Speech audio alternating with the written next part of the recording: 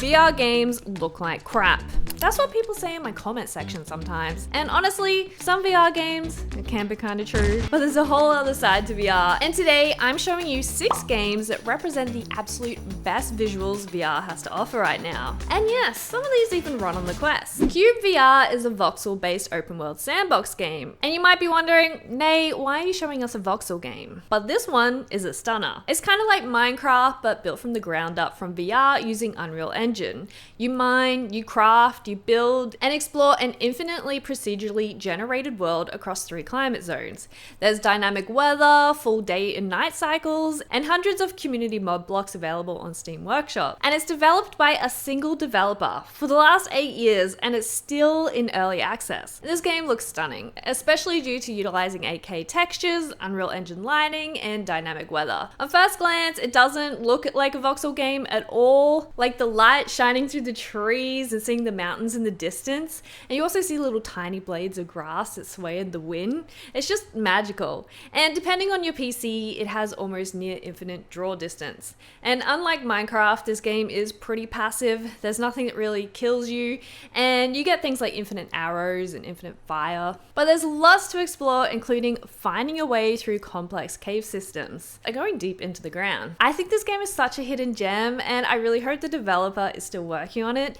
It's available on PC and PlayStation VR 2, and the PSVR 2 version uses eye-tracked foveated rendering to match high-end PC visual quality, which is awesome. If you showed me this gameplay footage, I probably wouldn't believe you it's a standalone Quest game, but it is. Lucent VR is a relaxation and exploration experience developed by Specular and includes 7 photorealistic scenes: an island, a grassland, a snowy vista, a rainy mountain house, a campfire under a night sky, and some areas I haven't unlocked yet, but they look pretty cool. You have to collect hidden artifacts to unlock new scenes, and there's no objectives, just exploration. And this game was built purely to showcase visual fidelity, nothing else really. And there's some pretty impressive moments in this game, like watching the water splash around you, to immersive underwater audio. It feels super realistic. And the lush green hills and vistas is just stunning.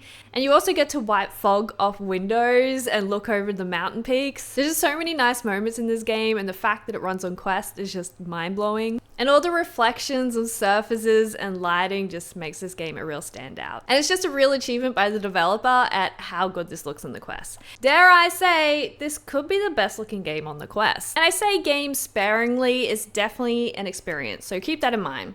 It's Quest only, and it's $10 to purchase, and code Naysy will get you 10% off any of your Quest games. Now, I'm not a big fishing fan, but you can't ignore how good this game looks, especially on the Quest. Real VR Fishing is a fishing simulator developed by Mirage Soft, and you fish across a range of natural environments like mountain lakes, rivers, and coastal locations.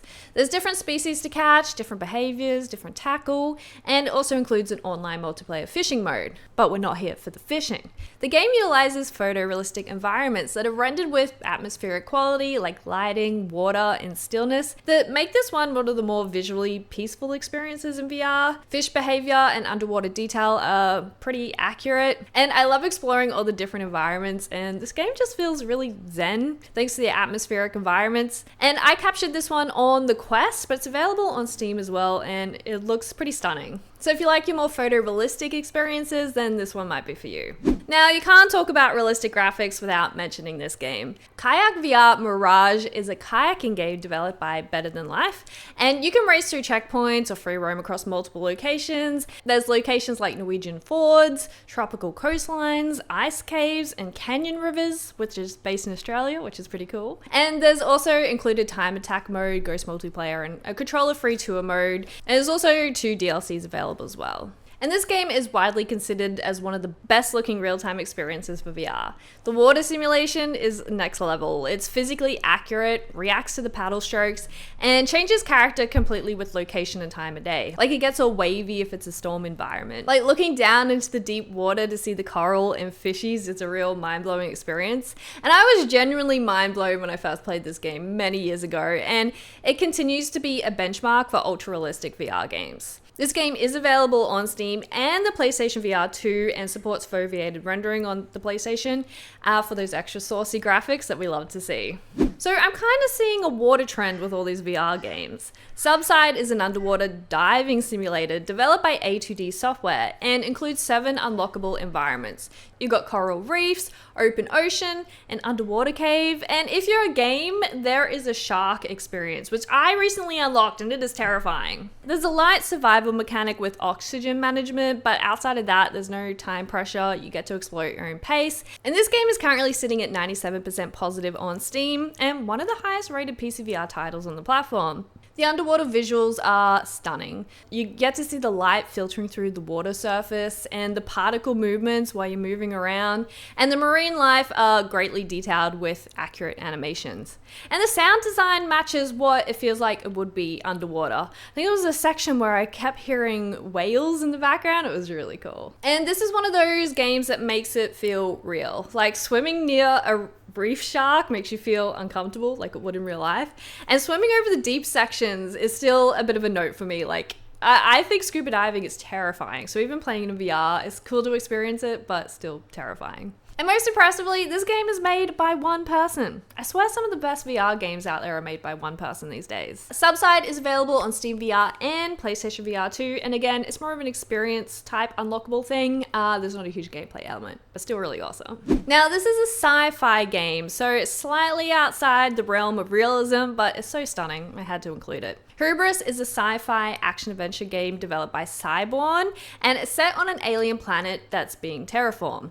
There's a full story campaign with combat, exploration, swimming, climbing, crafting, and vehicle sections, and runtime is around 6 hours. And this game is just really bright, and the space planets of this game always blow me away. It's built in Unreal Engine with a strong focus on environmental fidelity, and the alien landscapes are lush and highly detailed, with beautiful water rendering both at the surface and underwater. The lighting across different biomes is exceptional for a VR title, and the details of the gloves and all the gadgets and surfaces is finely detailed. And as a game, it's not perfect. I personally don't mind it. I'm a sucker for the sci-fi genre, and you can tell a lot of love went into this game.